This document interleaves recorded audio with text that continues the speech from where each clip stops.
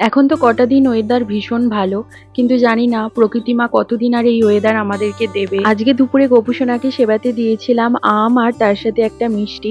রেগুলারই ওকে ফল আর যে কোনো একটা মিষ্টি দেওয়া হয়। এইদিকে আর একটা জিনিস দেখো, আমার মা কিন্তু একা নয়, বাবাও কিন্তু লুকিয়ে লুকিয়ে আম খায়।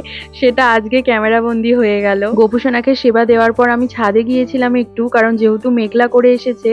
আর দেখলাম আমাদের গাছে 3টে গোলাপ ফুটেছে। কি ভালো লাগছে না দেখতে বলো।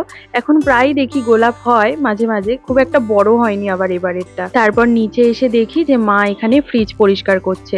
আর জানো, প্রত্যেকদিন বাবার আর মায়ের খাওয়ার শেষে আমি ভিডিও করতে আসি। যাকগে, একটু শুয়েছিলাম, রেস্ট নিচ্ছিলাম, আর তারই মাঝে দেখো বৃষ্টি শুরু হয়ে গেছে। ভাবলাম যে এই ঠান্ডা ঠান্ডা ওয়েদারে দুপুরের খাবারটা এখনই বানিয়ে নিই। আজকে একটু ডালিয়ার খিচুড়ি বানাচ্ছি, তার সাথে একটা ডিম সিদ্ধও করে নিয়েছি। আর এখানে আমি ডালিয়ার খিচুড়িটা খাচ্ছি কিভাবে জানো? এই যে গোপাল ভাঁড় দেখতে দেখতে।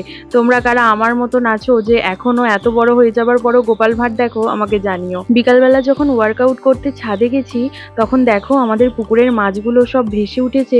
আর কি সুন্দর দেখতে লাগছে না? মনে হচ্ছে না এখন কত মাছ আছে। আজকে দেখো মাকে বললাম তোমাকে একটু ভিডিও তো নেবো, তো আমার মায়ের হাসি তো আর থামছে না।